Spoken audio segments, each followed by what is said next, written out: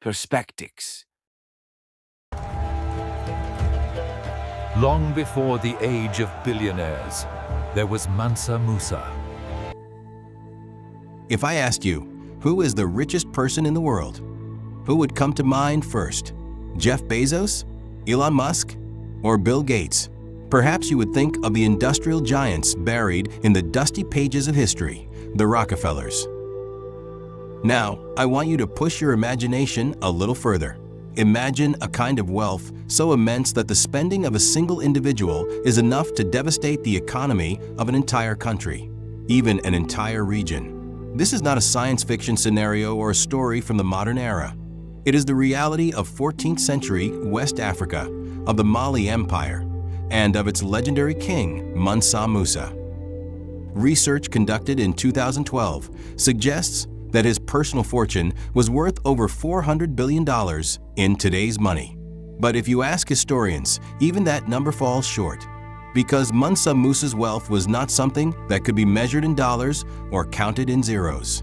His wealth was quite literally a force capable of controlling and even collapsing entire markets. The mysterious path to the throne, an obsession with the ocean. Mansa Musa was born around 1280 into a noble family that ruled the Mali Empire. However, his rise to the throne was not a classic father-to-son succession. It was one of the greatest mysteries in history. His predecessor, and likely his older brother, Mansa Abubakar, was driven not by a thirst for power, but by an overwhelming passion for exploration. He was so obsessed with the idea of what lay beyond the Atlantic Ocean that, according to contemporary sources, he declared, "If this sea has no end, then I will not return," and ordered the construction of a massive fleet of 2,000 ships. With thousands of people, soldiers, and supplies, he set sail into the ocean, and no one ever heard from them again. Although some theories claim that he reached the Americas long before Columbus, there is no definitive evidence to support this.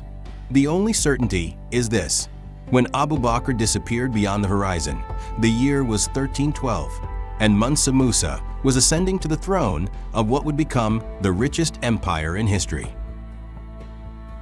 The Lord of Gold and Salt. During Musa's reign, the Mali Empire grew into a vast power stretching from present-day Senegal to Niger. But the true source of its power was not on the map. It was beneath the ground. Mali possessed the world's largest gold reserves at the time, along with the salt mines that served as the lifeblood of trans-Saharan trade. Let's put this into perspective. According to data from the British Museum, nearly half of all the gold circulating in the world at that time came from Mali's lands. Imagine a single person owning half of all the gold in the world today. That would represent a power worth roughly $16 trillion. Sounds insane, doesn't it? Even more astonishing is the fact that all gold bullion within the empire's borders belonged directly to the king. In other words, Mansa Musa was not just the ruler of the state. He was, quite literally, the owner of the gold. The pilgrimage that shook the world, 1324.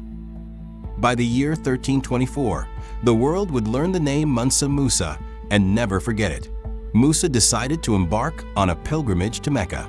But this was not the journey of someone simply grabbing a backpack and setting off. It was, quite literally, a moving city, a walking empire. The caravan consisted of 60,000 people. There were 12,000 enslaved individuals, 8,000 soldiers, and between 80 and 100 camels, each carrying hundreds of kilograms of pure gold. Everyone in the caravan, from the lowest rank to the highest, was dressed in silks and garments embroidered with gold.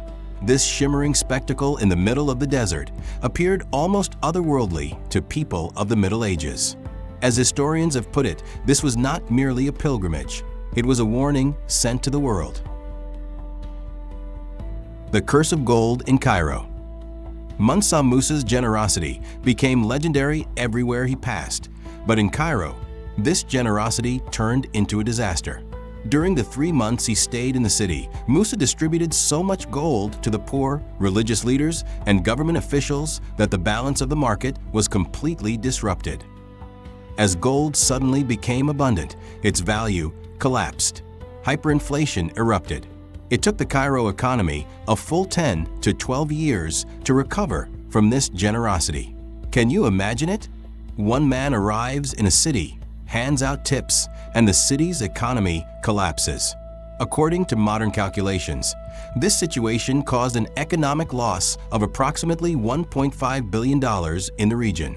Musa even realized his mistake on the return journey and attempted to buy back the gold on the market at extremely high interest rates, but by then it was already too late.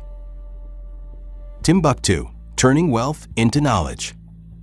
What transformed Mansa Musa from merely a very wealthy man into a visionary was how he chose to spend his wealth. Upon returning from his pilgrimage, he brought back not only gifts, but also the Andalusian architect Abu Ishaq al-Sahili, along with poets, scholars, and scientists. It is said that he paid his architect 200 kilograms of gold for the construction of a Jingareber mosque alone, worth over $8 million in today's value. During his reign, Timbuktu, with its 25,000 students, 800,000 manuscripts, and studies in astronomy and medicine, became known as the Oxford of Africa. The Golden King on the map.